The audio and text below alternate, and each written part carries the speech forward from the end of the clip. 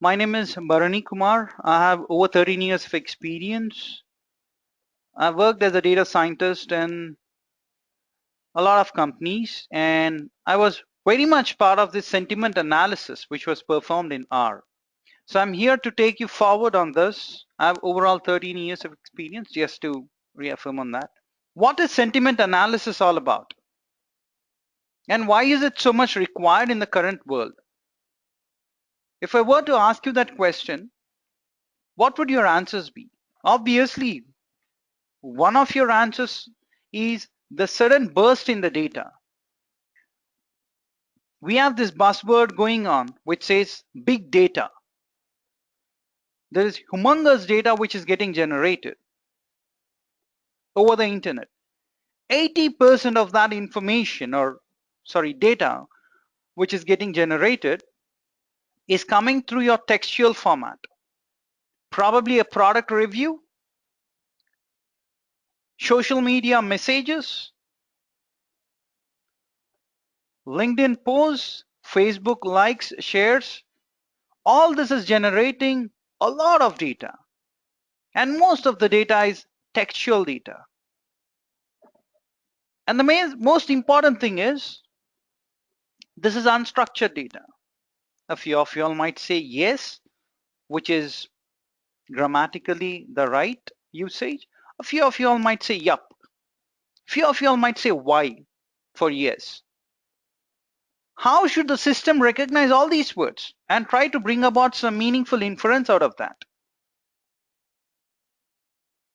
Absolutely, Geetanjali, you're right on that. The better we understand the sentiments within data, we can do better service, better sales. Absolutely.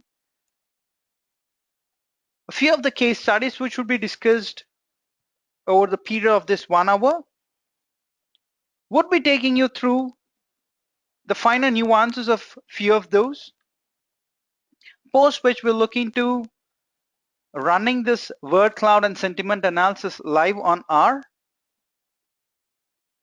Hopefully no package got updated since I've last run that.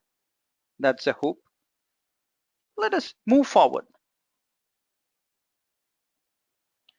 We are going to discuss about what is sentiment analysis. We are going to discuss about a few use cases. What are the various tools in the market which can handle sentiment analysis, and why is R so different? These are the various things which we are going to discuss as part of the next 1 hour. Meanwhile, in between, if you have any doubts, any questions, you are free to shoot questions.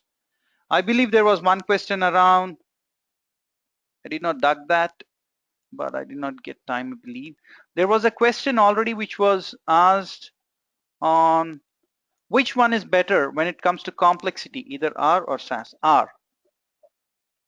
Within R, you can do a lot of programming, and R is meant to deal with complex data. It can handle better than your SAS. And there are no doubts about that.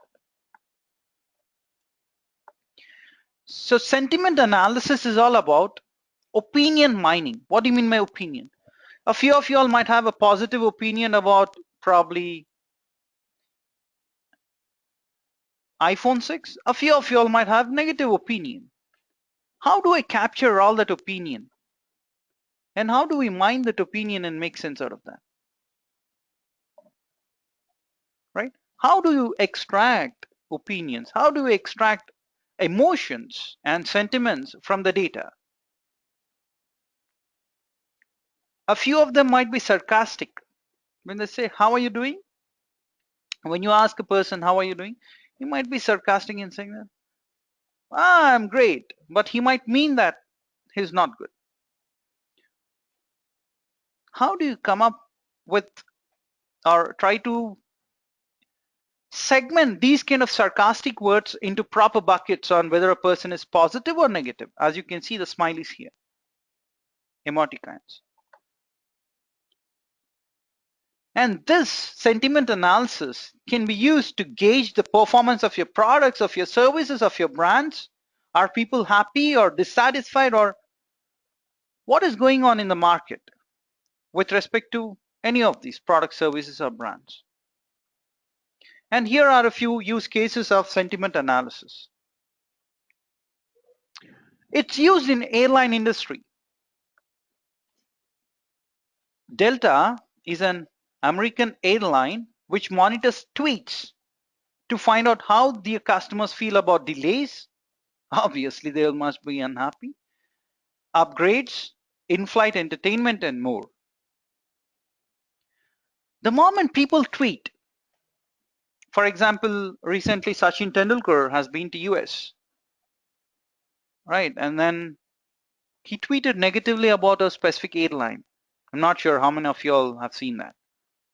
He has gone to play cricket, all-stars cricket match, and then he has tweeted negatively because despite seats being available on the flight, he wasn't given one. So that was his complaint all about. And don't care attitude is what he has mentioned in Twitter. That was the airline's response to him when he tried to tweet about that or probably discuss about this availability on the flight. Right. So all these kind of negative tweets would actually help you gauge the performance of your pilot, performance of your flight attendants, performance of the ground staff, performance of the airlines as a whole. It can be used to compare different airlines. And there are a lot of startups which do this. They actually do the sentiment analysis by collecting the data from multiple airlines, Twitter handles, and Twitter tags.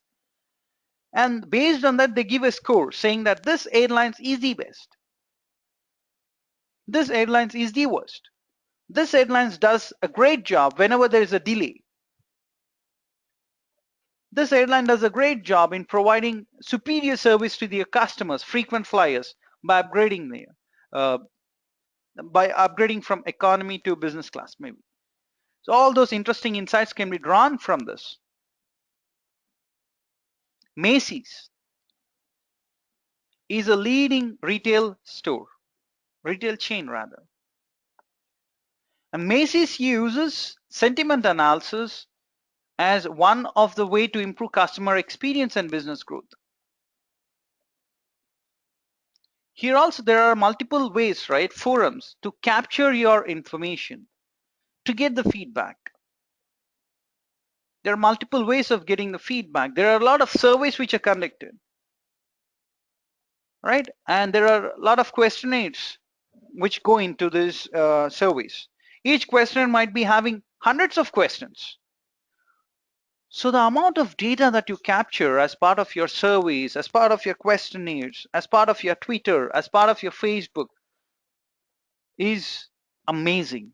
Not just that. Whenever you purchase a product, you can leave your review comments then and there. And the moment you leave your review comments, it gives wealth of information for the organizations to analyze and determine on whether people are satisfied or dissatisfied, which product is doing well.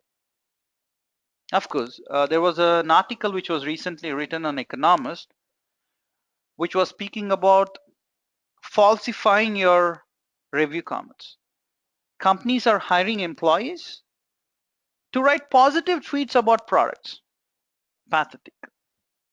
Of course, Amazon doesn't do that. They have had a robust audit perform, and it so happened that they are not resorting to these kind of malpractices. But I believe Yelp and a few others resort to these kind of practices, unfortunately.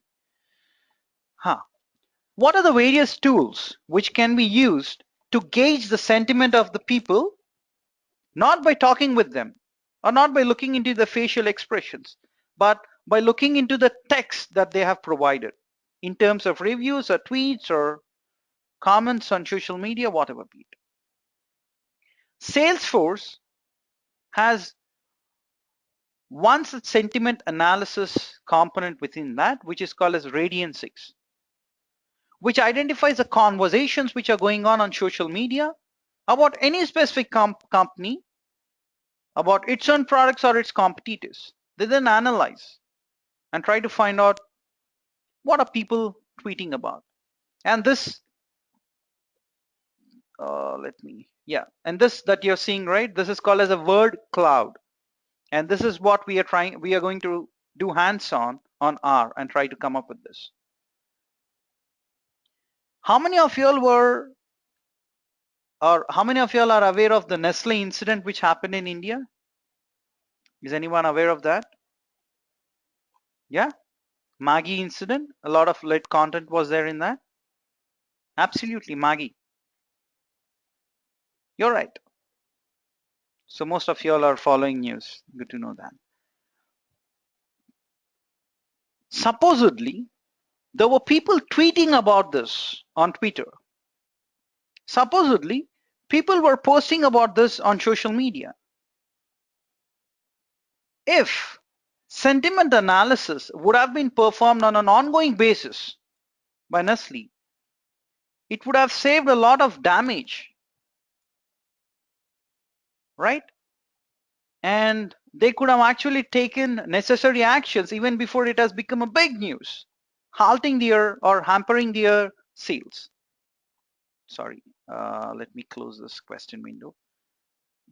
On similar lines, you have this tool from Thomson Reuters, Econ. They also use sentiment analysis to gain competitive advantage. Who is performing better than us? Who is not performing better than us? Who is tweeting negatively about different companies? Who is tweeting positively? All these various things give a lot of information, meaningful information. Now, the list does not end because the text analysis, text mining, is the preliminary analysis which any company which is into analytics would be performing. And this is the must-know skill, must-have skill for any data scientist, for anyone who is into analytics. That is how seriously this is considered. Right? You have social mention, SWIP. SAS has its own sentiment analysis too. Right?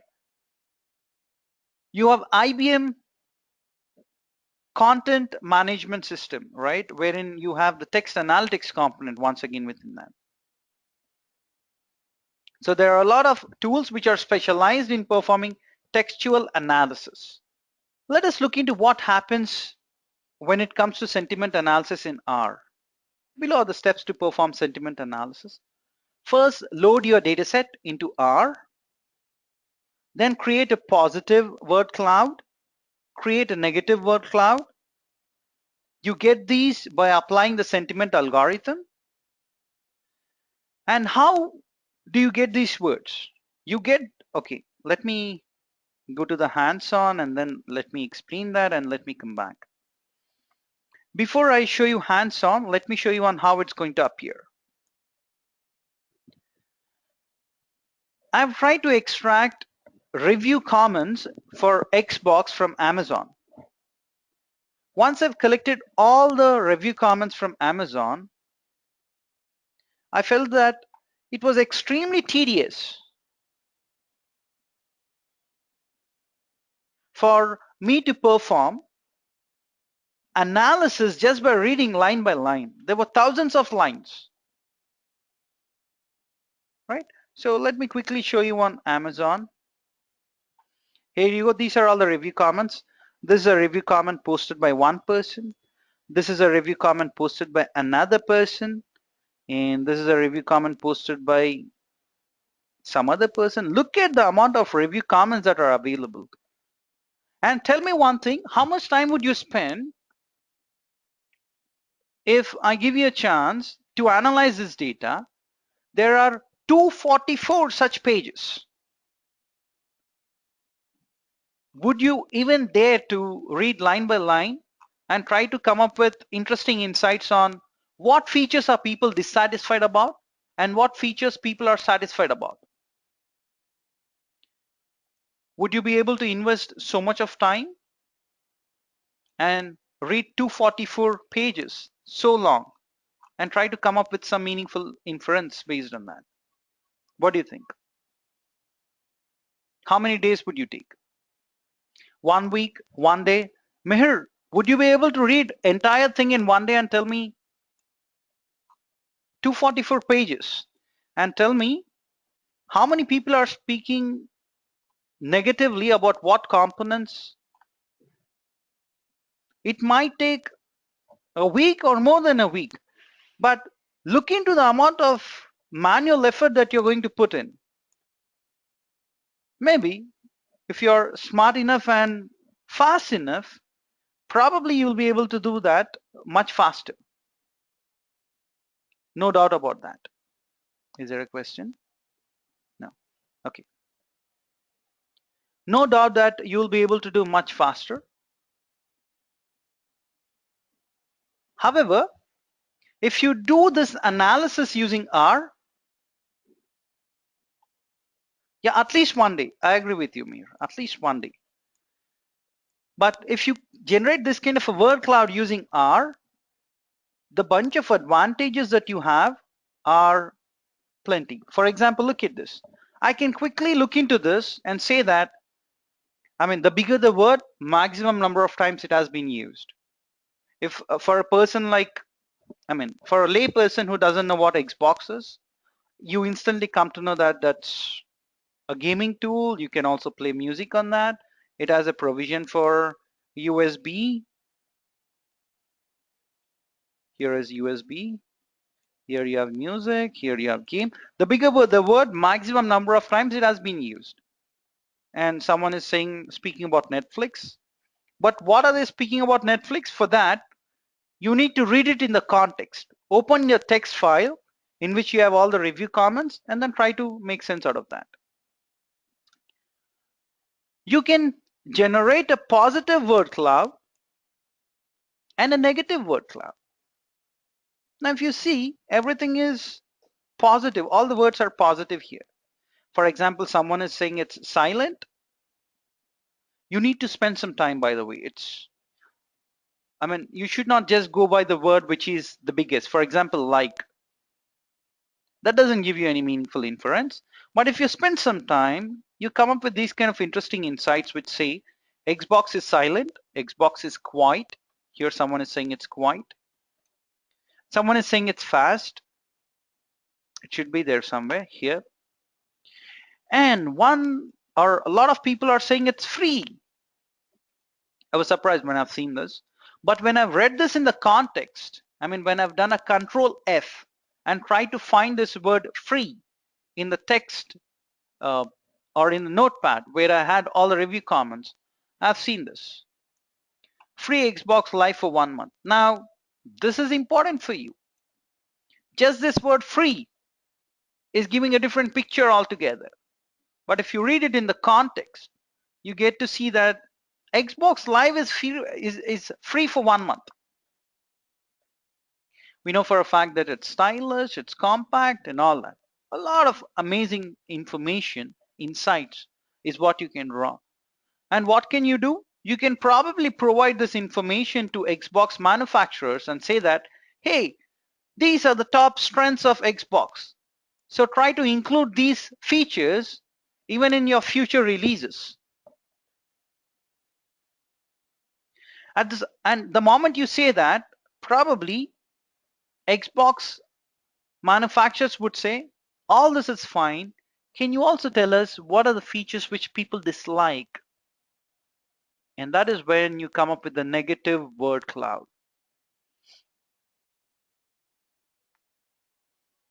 And the one word which is standing out is hard. When we have read this in the context, we have seen that the console is hard. The console which is used to play the game, on which you have the keys, that's hard. Probably this is a good insight for Xbox manufacturers. In their future releases, maybe they want to get rid of this hard and probably have some kind of a soft console. And every word used here is a negative word. A few of them were speaking about memory issues. A few of them were saying that they got defective consoles. Here we have defective. Someone is saying there is memory issue, so need to search a lot to find out that where it's hiding in this word cloud. Someone was saying that there is no optical display. Someone was saying errors during game and all that. If you give this information to the Xbox manufacturers, they would probably fix all these top issues in their next version. Now, does this make sense? Or do you have any doubts here? I'll just pause for a minute and ask me if you have any doubts. Yeah, you're right, Rajesh. Someone might say it's hard to play. Xbox is not hard to play. Maybe, absolutely. Hence, we do not zero in on, sorry, we do not zero in and say that someone is saying hard, so console is hard. We do a control F. For example, here I do a control F and I search for the word hard. How many people are speaking about this word hard? And then I read it in the context. I read the entire word. That's called as reading in context. Only if I read in context, I can conclude on what people are speaking about. And that's a very, very valid thing that you have raised. So it probably it might come in negative only because someone is saying it's hard, but only if you read in the context, you'll be able to determine whether it's positive or negative.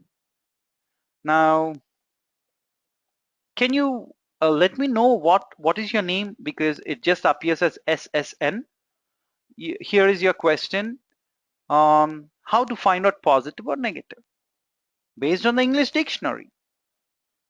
Based on the English dictionary, we know for a fact that what words are considered to be positive, what words are considered to be negative, and all that. And there is a lot of research going on identifying which word is more negative, which word is more positive than a positive word, and all that. A lot of work is going on the natural language processing front. Any other questions at this point of time? I would like to take those before I proceed further. There are algorithms. SSN asked this question, is there any logic in determining what is a positive word and what is a negative word? There is an algorithm for that. You need to write a code in R. There are inbuilt packages and functions which will help you accomplish that. I mean, that obviously I cannot do a deep dive in that at this point of time because it will take a lot of time. Nevertheless, I see that there are not many questions coming in. So let us do this. So these are the packages that you need to install before you do word cloud, right, within R. People who are aware about R, this might be sounding familiar for you all. So let me run it line by line and see where we have the problem. This is NLP. There you have R Java. Oh my God. Sorry for that. I'll have to reinstall R Java. Let me see whether it's going to operate well or not without that. R, yeah, it's dependent on Java once again. Again, it's dependent on Java. So I'm a little skeptical now on how it's going to work. Jatin, it's English dictionary. How does it differentiate positive with negative from dictionary? Hate. I say hate. Is it positive or negative, Jatin? Dissatisfied. Is that positive or negative? Everyone would say that. And if you say you're angry, what does that notify? Reading along with context means, do we read all the word which has come in a cloud? Rajesh says. No. When I say read in the context, you would not read each and every word which is appearing here. Only those words which have been used maximum number of times would appear with a bigger font. And that is the word which you need to read in context. If you say I'm not satisfied, it would probably classify as a positive word. And then you need to read it in context. So reading in context means go to your raw data, do a control F, and try to find out that word satisfied. And if someone is saying they're not satisfied, that means it has to be a negative thing. So Jatin has this question: how does a computer know if its definition for a positive sentiment or negative sentiment? Dictionary does not give any context for identifying sentiment. It is going to do a positive word cloud and a negative word cloud. From this positive or negative word cloud, you have to make sense.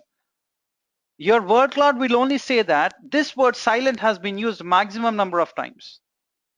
This word quiet has been used maximum number of times. The word excellent has been used maximum number of times. Now you need to read that in the context. Quieter has been used maximum number of times. Read it in the context. Someone might say, it is not good. They might have used not.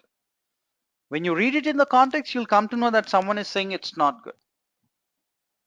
But this word cloud is just saying you that rather than read line by line this entire information which is available, quickly look into the word cloud, look into the words which have been used maximum number of times, which is bigger, and then analyze these words further. Getting me, Jatin? Mihir says by only seeing the font size or any other measurement is there like 100 times. Absolutely, Jatin, you're right. So the algorithm cannot identify sentiment, but just classifies a sentence based on the pre-existing word clouds. If you're doing a unigram, if you do a bigram, this is all called as unigram, one word cloud. If you do a bigram, two words, then you'll come to know it's not quite, it's not fast. If someone is using in that sense, you'll get to know that when you use a bigram. In that way, you can have multigram, you can have a trigram and all that. In that way, quickly you'll come to know on what's going on. But there's a lot of research going on in the natural language processing, and there are a lot of complex algorithms which does even this job for you on which word is more negative and all that. Okay, Meher asked this question: by only seeing the font size, or is there any other measurement like 100 times? You can specify in your code itself, which says show me only those words in my word cloud which has been used more than 80 times or more than 100 times. You can specify that, Meher. And there are a lot of complex algorithms, friend. This is only term frequency that I'm speaking about. How many times the word has been used. There is something called as term frequency, inverse document frequency. What does that mean? If I'm reviewing review comments about Xbox, obviously the word Xbox would have been used maximum number of times. That doesn't mean the word Xbox should appear there, right? If I'm going to review, say for example, Nokia Lumia, that doesn't mean the word Nokia Lumia should appear as a bigger word. It doesn't make sense. Srinivas has this question: can't get the word beside a positive word and check if it's negative? Yeah, that's what is bigram all about. SSN has this question: to find chromatic graph, then easy find. I didn't get you, sorry. Can you rephrase that? Yeah, absolutely. I am with you in saying that silent can be used in positive or negative sense. Silent might mean your Xbox is silent, or someone might say it's not silent. The only thing that I'm telling you is it will not do you 100% of things. If you're assuming that 100% of things should be done, for example, read the entire sentence, then decide on whether it's positive thing or negative thing, then no. That doesn't happen.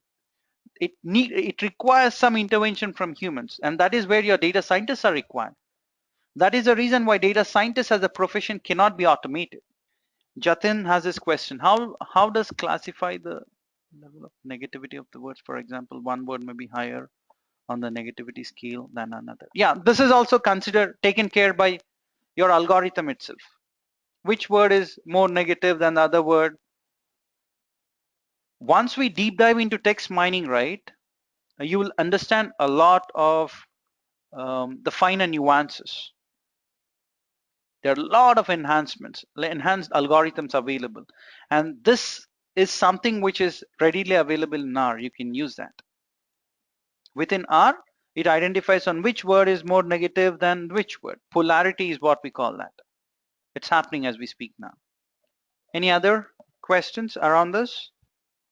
Is everyone okay? Jatin, is that okay?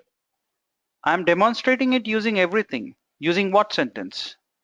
Jatin, it's a bigger algorithm, and probably it would not be feasible to show you the entire enhanced algorithms also as part of this session. But I'm going to run through this code. Just try to make sense out of this if you can. Right. So these are the various packages which we need to install. And I'm going to load another R file which has a lot of text functions which have been written.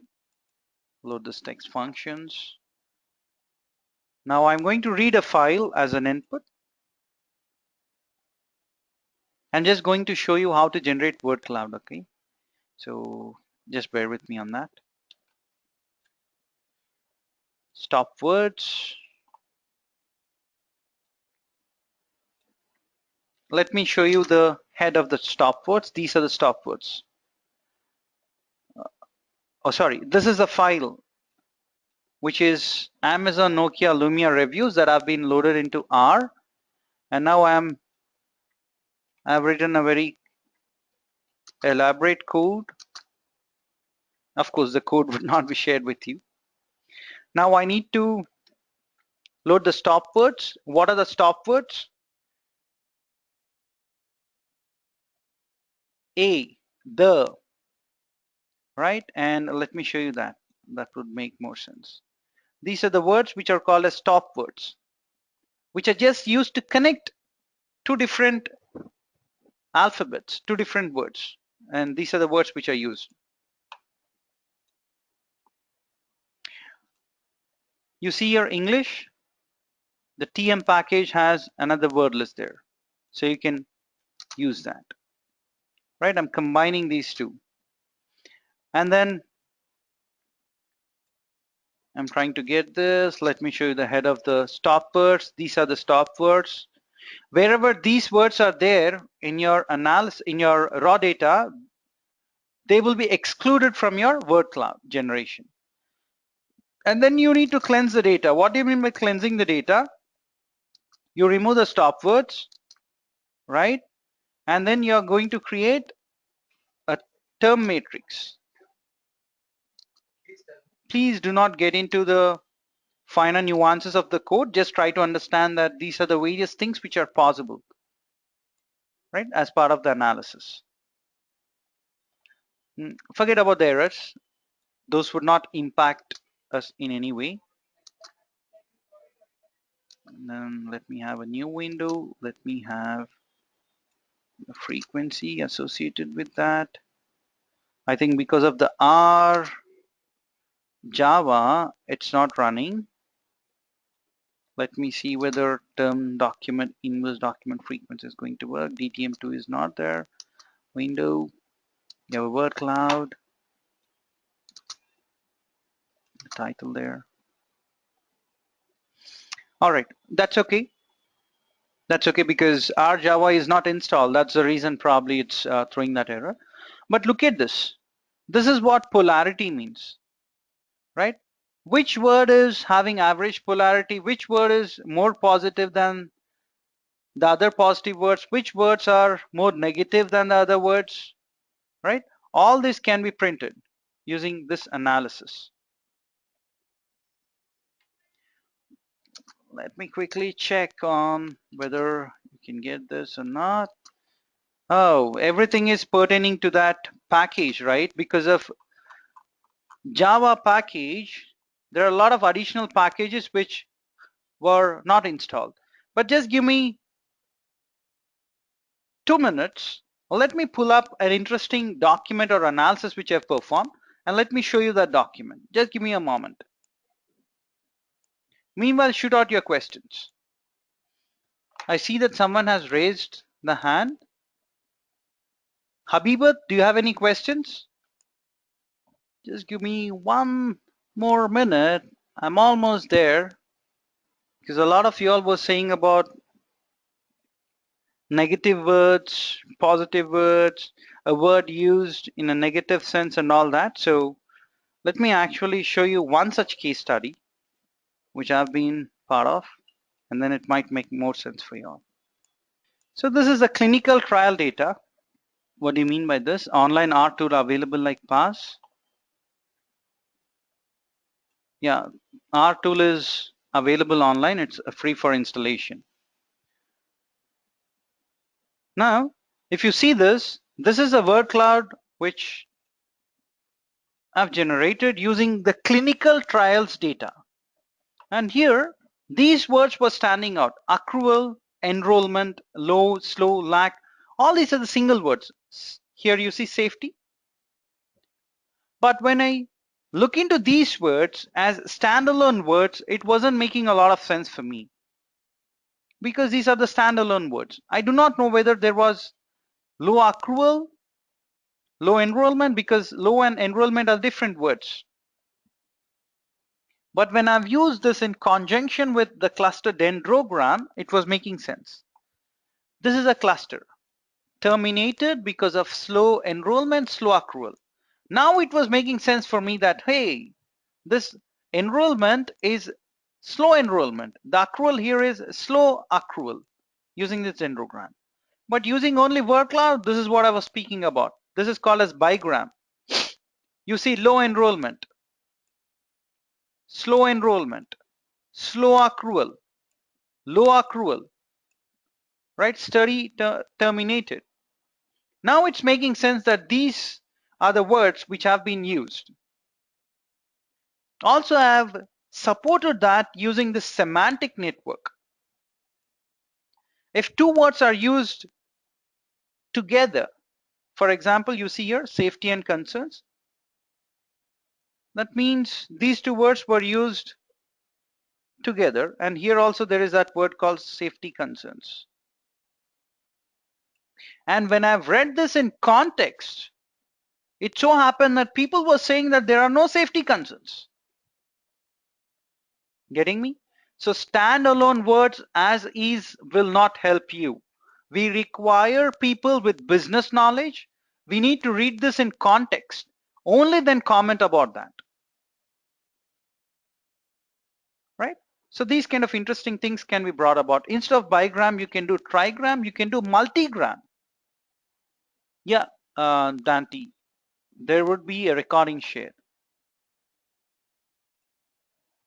This is called as the elbow plot or the scree plot. Now, rather than looking into the entire document and trying to generate a single word cloud, we can do clustering, right? We can group related reviews together. And that is where you use this scree plot. And wherever there's a steep bend, here there's a steep bend. Wherever there's a steep bend, you have to select those many clusters. But when I've done it using 4 clusters, I wasn't getting any meaningful clusters. Hence, I've done it using 2 clusters. Here also I see that there's a bend. But though there is not a steep bend, there is a bend. And these are the 2 clusters, right? I've generated 2 clusters. So this is the word cloud for the cluster 1. And the associated dendrogram is there. Now, if you notice closely, this dendrogram shows this word accrual, enrollment, slow, right? These are the various words which are popping up from this word cloud. So probably you can say that this entire cluster is speaking about something related to the number of patients used in the study or clinical trial. This might be the theme for this particular cluster. And there's a word cloud done for the second cluster. And here, most of the words, if you study clearly, it speaks about premature closure of clinical trials. So you can have a theme for the second cluster which says premature closure of clinical trials. And you can also second your thoughts by using the cluster dendrogram. If you see these four words, form a cluster. Low, accrual, closed because of safety reasons or whatever be it. Right? In the same sense, if you look into this, probably poor funding, these two words form a cluster. Because of poor funding, probably there was some kind of a termination which happened, right? Accrual was due to slow enrollment. This forms a cluster, so you can make some sense out of that. So in this way, you can complement your word cloud with a dendrogram or a semantic network and try to make more sense out of your data. Now, this might answer questions of most of you folks, right? Because most of y'all were saying that what if it's not used in the context? What if someone was saying funding, but I'm not sure what funding is? Hence, if you do a bigram, it says lack of funding. Now this makes sense rather than using a unigram. It's very, very exploratory exercise, text mining. Do a single word cloud, try to bring about meaningful inferences, complement it with a dendrogram. If that makes sense, all right. Or try to do a bigram, try to complement it with a semantic network, try to see whether you're getting any meaningful business inference. And rather than using everything together, it makes sense for us to cluster or group related ideas together and then perform a word cloud on top of that. Once again, you second your thoughts using your dendrogram. Here also you do the same. Jatin asked this question. Are the word clouds available online? What do you mean by that, Jatin? Are you saying that are there any online tools available to generate the word clouds? Yeah, there are a lot of tools. If that's your question, there are a lot of free tools available online. Pre-existing data set of positive and negative word clouds from dictionary. There must be, Jatin. There must be a lot of documentation available online. If you do a Google search, you will find the list of stop words, Shiva, such as if suppose you're referring to this sentence, right? From, this, are, and these are all the words which I do not want in my analysis. Yeah, you can download. You'll easily get that list, stop words list from online. So Srinivas says, do we need statistical background for analyzing? Yes, Srinivas, we need statistical analysis background because our code wasn't working. Otherwise, I would have shown you that. Not working in a sense, I haven't installed latest Java. Now it will take some time for me to install that. Hence, I'm not showing that. But anyways, the underlying intuition is explained using this case study, additional case study. Yeah, you require statistical background because sometimes you might want to look into the log transformation of the values. Sometimes you want to look into term frequency, inverse document frequency. There are a lot of variants to the algorithms for generating the word cloud. Jatin says, each word has an associated dendrogram, or is it optional for few words? No, it's only for those words which have been used frequently. Absolutely, Krishna. This is the complete process of sentiment analysis that I've shown you now. Of course, during the actual training, there'll be a lot more explained to you all. And here is the information about that. So just go to www.edureka.co and look into this course, which is Master Data Analytics with R. As part of this, we do a deep dive on understanding what do we mean by term frequency? What do we mean by term frequency? Inverse document frequency, right? What are the variants of the algorithms to generate the word cloud? How to determine which word is more positive than the other word? How to determine which word is more negative? Yeah, all that code, etc., will be explained to you as part of this program. And we have a batch which is starting on 30th of November. And there are a lot of other programs also. Edureka has launched Spark and Scala, which are doing the rounds now across the globe. And these are the various techniques which you're going to learn as part of mastering data analytics. You learn about k-means clustering, random forest, sentiment analysis with R and all that. This session is live instructor led, which will be for 24 hours. In addition to that, you'll be provided 30 hours of assignment and 25 hours of project work. The good part is you'll have lifetime access to LMS and 24/7 support is provided to you. You just need to drop in an email to support@Edureka and they'll help you with the query. All right. At the end, please do not forget to fill in the survey, provide your suggestions, etc. The recording and the presentation which has been used will be available to you within 24 hours. And you can access it and reap the benefits. Hope you have enjoyed the session and hope you have got some meaningful information out of this session. In order to deep dive, do join our program. Thank you so much for joining in. Have a great day or good night for people who are joining in from India.